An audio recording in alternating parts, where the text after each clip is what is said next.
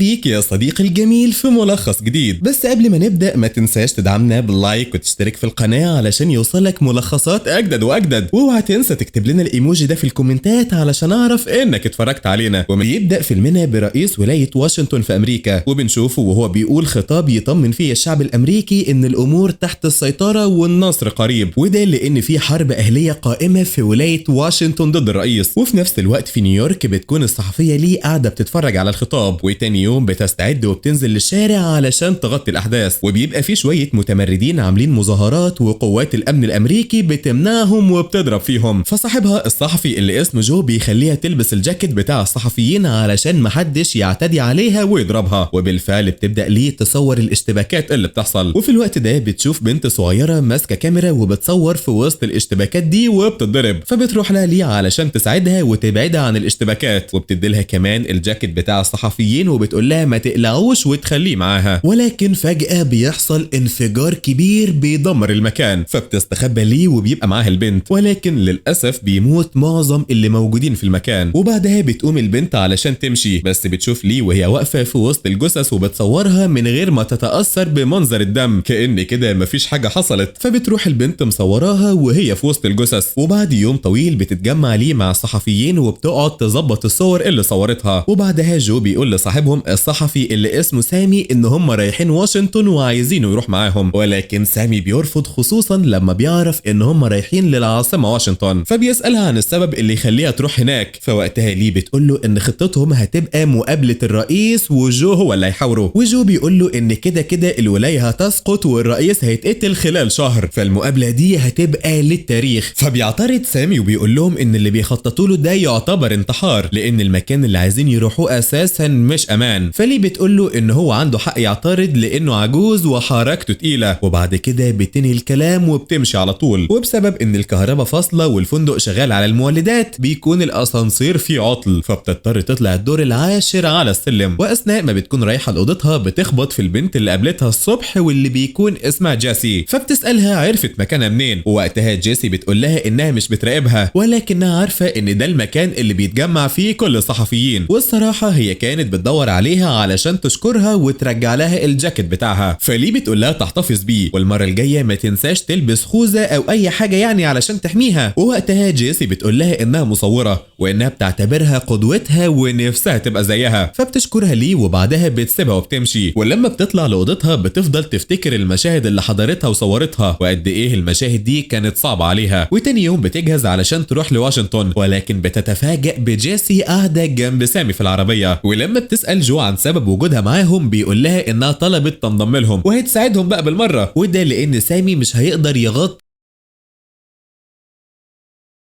الاحداث في الظروف دي، فمش بتهتم ليه بكل اللي جو قاله. وبتقول له ان هم هينزلوها في مكان امن في الولايه بعيد عن العاصمه، وبتعرفه كمان ان هم مش هياخدوها معاهم. وبالفعل بيبداوا يتحركوا، ولكن قبل ما يوصلوا لواشنطن بيلاقوا عربيات كتيره متدمره في الطريق. وبعدها بيوصلوا لواشنطن وقوات الامن بتسمح لهم يدخلوا لما بيعرفوا ان هم صحفيين. اما جيسي بقى فبتبقى متوتره لانها حاجه جديده عليها. وبعد شويه بتشوف ليه بنزينه، فبتقول لجو ان هم لازم يملوا تانك العربية ويبقى كمان معاهم احتياطي بنزين لانهم مش ضامنين ايه اللي ممكن يحصل في طريقهم. وبالفعل بتطلب منه يدخل البنزينة، وبيبقى في شوية متمردين مسيطرين على البنزينة فبيرفضوا يقدموا لهم اي خدمات، ولكن ليه بتقول لهم انها تدفع اضعاف اي مبلغ هيطلبوه فبيوافقوا. ووقتها جيسي بتخرج من العربية علشان تستكشف المكان، فجو بيقول لها ما تبعدش لانهم مش هيطولوا. وهنا بيروح وراها واحد من المتمردين فبتقلق ليه وبتروح وراهم، وبتتفاجئ جيسي